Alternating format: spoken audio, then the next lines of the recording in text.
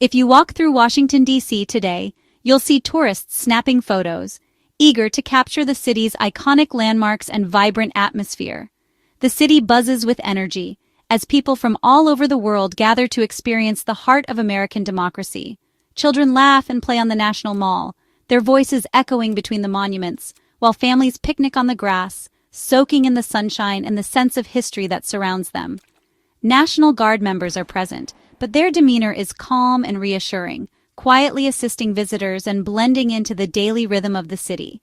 The city feels peaceful, almost serene, a stark contrast to the alarming rhetoric coming from the White House. The streets are filled with the ordinary sounds of city life, footsteps, laughter, and distant music. Yet, President Donald Trump describes D.C. as a city in crisis, plagued by violent gangs and rampant crime, demanding federal intervention and painting a picture of chaos and danger. For residents and visitors, however, the reality on the ground doesn't match these dire warnings. People go about their daily routines, enjoying outdoor cafes, walking their dogs, and chatting with neighbors. This disconnect between perception and reality raises important questions. Which version of D.C. is real? Is it the city of fear described by politicians, or the vibrant, resilient community seen by those who live and visit here? To truly understand today's events, we must look back to April 1968, when the city was shaken to its core after Dr. Martin Luther King Jr.'s assassination. That year, riots erupted across D.C., smoke filled the sky, and the air was thick with uncertainty and fear. The city's landscape was transformed overnight. The streets felt like a war zone with shattered glass, burned-out buildings, and a sense of chaos that touched every corner of the city. The National Guard's presence then was a desperate response to real, widespread destruction and unrest, as the city struggled to regain control and heal. Today's deployment is different. There are no burning buildings, no shattered windows, just a narrative of fear that doesn't match the calm reality on the streets. Comparing these two moments in history reveals not only how much the city has changed, but also how much our understanding is shaped by perception, memory, and the stories we are told. By examining the past and present side by side, we can better understand the complexities of today's crisis and recognize the power of narrative in shaping our collective experience. What lessons does history offer us as we navigate this new chapter? Perhaps it reminds us to look beyond headlines, to seek the truth in our own experiences, and to remember that cities, like people, are always more complicated than they first appear. President Trump's decision to send the National Guard into D.C. was triggered by a single, highly publicized assault. He used this incident to declare the city lawless, invoking emergency powers to take control of the police and deploy 800 National Guard troops. The president's message was clear: only federal intervention could save the city from chaos. This narrative of failure and rescue was broadcast nationwide, stoking fear and urgency. But critics immediately questioned whether one tragic event justified such a sweeping response. Was this about public safety or political theater? The deployment quickly became a flashpoint in a larger debate about power, control, and the definition of crisis in America. The city found itself at the center of a national controversy.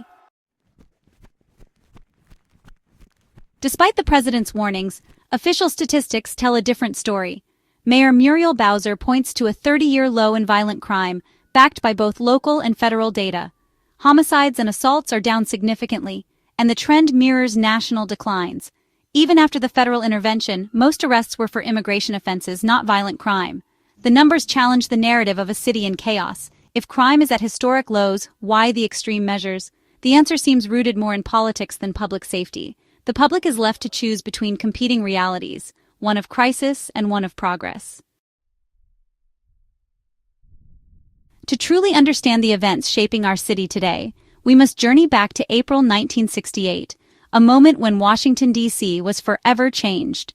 The assassination of Dr. Martin Luther King Jr. sent shockwaves through the nation, but here in the Capitol, it unleashed a wave of chaos and heartbreak that would leave scars for generations. The city erupted in a mix of grief, anger, and frustration.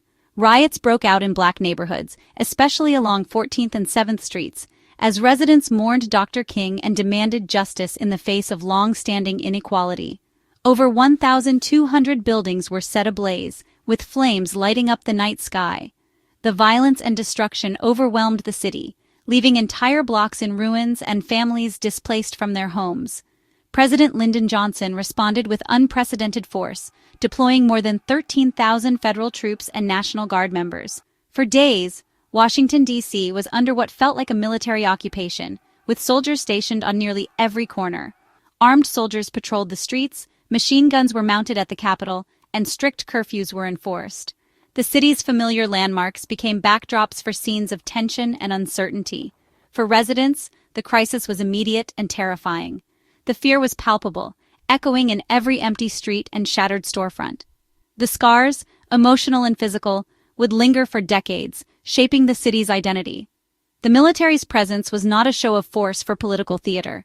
It was a desperate response to a city literally engulfed in flames, struggling to survive a true emergency. When we compare the devastation of 1968 to the relative calm of today, the difference is stark.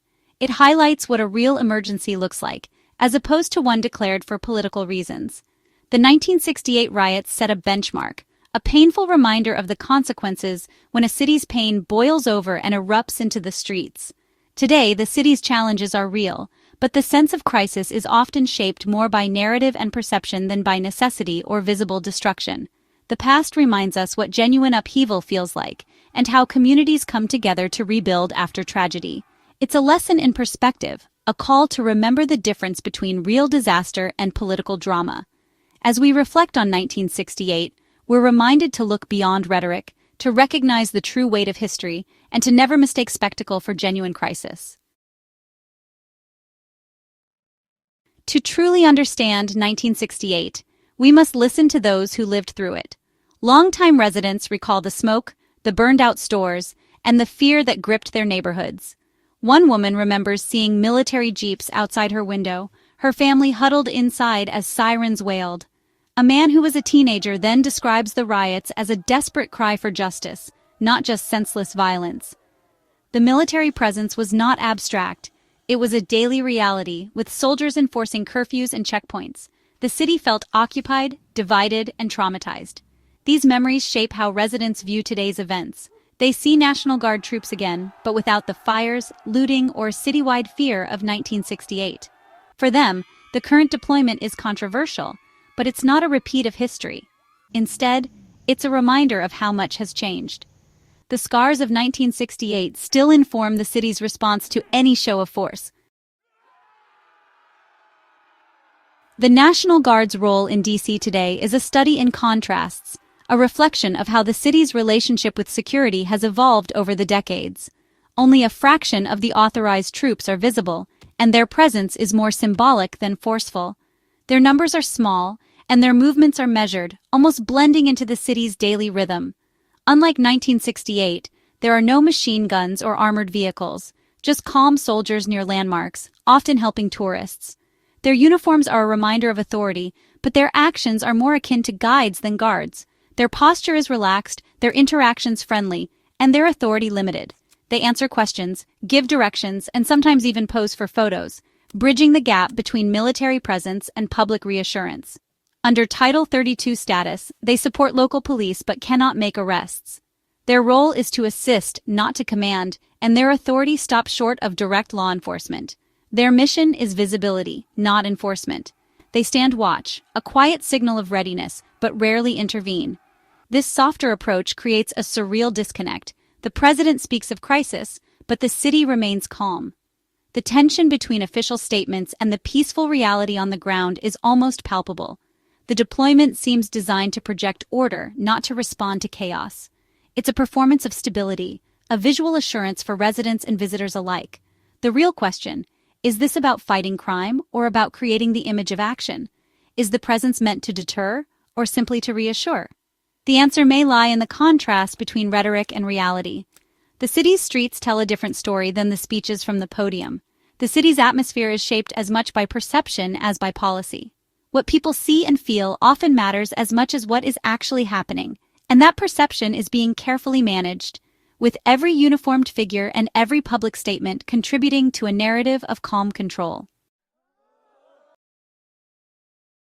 Local leaders in D.C. have fiercely opposed the federal intervention. Mayor Bowser insists the city's police remain under her control, calling the takeover a political stunt. The dispute is about more than turf. It's about DC's right to self-govern. The president's use of emergency powers is seen as a step backward for home rule. Community leaders worry that federal presence could damage hard-won trust between police and residents. Critics call the deployment a distraction. The president frames it as a fight between order and chaos. The result is a heated political battle, with residents caught in the middle. The standoff exposes deep divisions over who should control the city's future. The 30-day intervention may be just the beginning. President Trump wants Congress to extend federal control over DC's police, ending decades of local authority. He's also proposed sweeping city improvements, from infrastructure to homelessness, all directed by the federal government. The administration is considering a permanent National Guard quick reaction force for domestic unrest. Critics warn this could lead to over-militarization and suppression of dissent. The vision is a model city under federal supervision, but at what cost to local autonomy and civil liberties? Washington, D.C. is now a test case for the future of federal power in America. The debate is just beginning. In confusing times, history offers clarity. Comparing 1968's real crisis to today's declared emergency reveals the power of narrative in shaping public perception. The trauma of the past explains the city's sensitivity to federal overreach and the fierce defense of self-governance. History teaches us to question rhetoric, seek evidence, and recognize the difference between genuine crisis and political theater. The scars of 1968 remind us what's at stake when force is used in the name of order. By understanding where we've been, we can better judge where we are and where we're headed. The past doesn't dictate our choices, but it teaches us how to think critically. In moments of uncertainty, perspective is our greatest tool. The story of DC is a lesson in the importance of context, and in the end, it's up to us to decide which version of history we believe.